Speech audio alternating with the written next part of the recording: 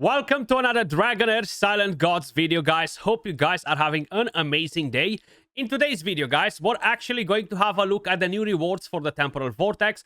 We're going to have a look at the whole Alliance revamp because we do have a new boss in there as well. We're going to check rewards and everything else related to it. Now, look at this video as part 1 because we're going to have part 2, 3, 4, 5, 6, 7, and I'm going to walk you through all of the changes for all of the content, not just for this. But in today's video, just to keep it nice and short, we're going to focus on these topics. Alliance, Vortex, right? So before, the Vortex was kind of like, in a way or another, the Alliance boss. You could say that, right? The rewards are so much better now, guys. So currently, I am at a quest where I need to do the very first challenge, okay? And as you guys can probably notice, this is only on the first difficulty. I haven't challenged it today, but I will be able to get fragments for scrolls, which are a massive, massive help. And of course, the war marrow as usual. Now, if we are looking at the actual ranking rewards, damage rewards, so at the damage rewards, this will be, of course, based on what tier you are reaching. Usually, this was not a big problem. We were able to easily overcome all of the difficulties, especially if we had decent teams built up for them. And at S tier, you are going to get 100 gems, 2 fragments for a legendary scroll, 2 for an epic, 5 for a rare. You're going to get a Starlight Stone Dice and 100 Essence of Creation. But this is on difficulty 1. I haven't unlocked the other difficulties just yet. I will try to. I won't promise you because I haven't really built a lot of characters. I'm just going to take them in with whatever gear I have available. Even though these characters suck in this game content, I'm going to give it a go. If this doesn't work, I'm going to stop it. And then I'm going to basically rework the characters that I have built up for this. And I'm going to bring in a team that will deal with the Vortex. I will be checking, of course, down the line what elemental affinities are the strongest in here. I know the summoners got buffed quite a bit, but that was something that was done in the past. Maybe they will be the meta. Maybe still fire, poison will be the meta. And that, of course, means that you're going to have to bring in your Flora and demolish the boss. But we're going to try with Tunnel and we're going to try with different units as well.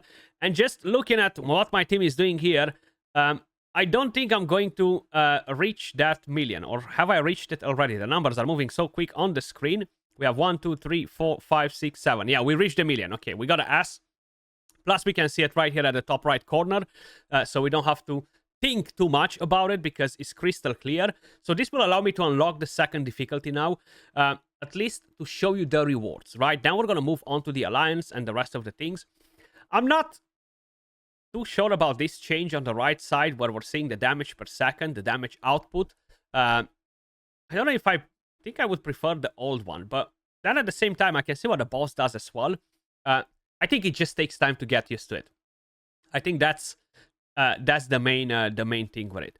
Now, if I remember correctly, the Temporal Vortex will have another difficulty unlocking later on. I would assume it will be the same for the new version too, unless they remove that. I'm not 1000% sure about it because I'm not able to see that. Maybe some of you guys that play the Chinese version can confirm it or deny it. So we scored S, we got the rewards, and then on top of it, the ranking is going to be even better now, okay? So we're going to back out of here. We don't have to do nothing. We've done the job. We should be claiming the reward, so go back at it here, okay? And the rewards will drop in tomorrow at reset. And it seems like it's not like in the past where I was able to just unlock the second difficulty and just move on to onto the next one, or at least it doesn't seem like it. Okay, so I'm gonna have to wait till tomorrow. Ranking rewards, there you go. So you're actually going to get a title as well if you are in top 3, which is going to be pretty hard. But what I like is that they are giving you fragments, okay, soul fragments for Berengar, which is really good. Okay, it just took a bit of time, and we actually unlocked the second difficulty. We collected those rewards, and right now on the second difficulty, as you guys can probably see the rewards right here, S plus gives me 130 War Marrow. That's literally guaranteed 1 summon every single day, guys. not to mention the fragments. So the rewards are much, much better in the Temporal Vortex. Before we were getting like what? 20, 30, 40 Warm Arrow per run. Was still decent-ish, but it's so much better now. Especially that you're getting those fragments for summons, right? So I've done this. I'm still kind of like in the process of doing the story. I'm gonna get to it later. If we're gonna head onto the Alliance tab now. So right here, everything changed more or less, okay? We have the Planner Expedition, which unfortunately is closed at the moment. So I won't be able to challenge the boss. But you are going to get different rewards. So every time you defeat one of these ones, you're gonna get tons and tons of rewards. Not just that, but you will be getting the personal point rewards as well, which will give you S1 Soul Fragment Epic, and you're going to get fragments for rares, and you're going to get the currency for the... actually, this might be the Alliance Weekly Progress reward. It might be kind of like some form of an XP. For the ranking rewards, you can get scrolls in Alliance points rankings, and you can get a Medal of Glory. So this became extremely important. Even though they introduced it in the past, you were only able to earn it from events, if I remember it correctly. Now you can actually earn it from all type of different places, which is really good because that shop actually offers tons and tons of crazy goodies. So you have the commissions right here. You can just go in and complete as many as you can, claim the rewards. So this one will be the Alliance XP.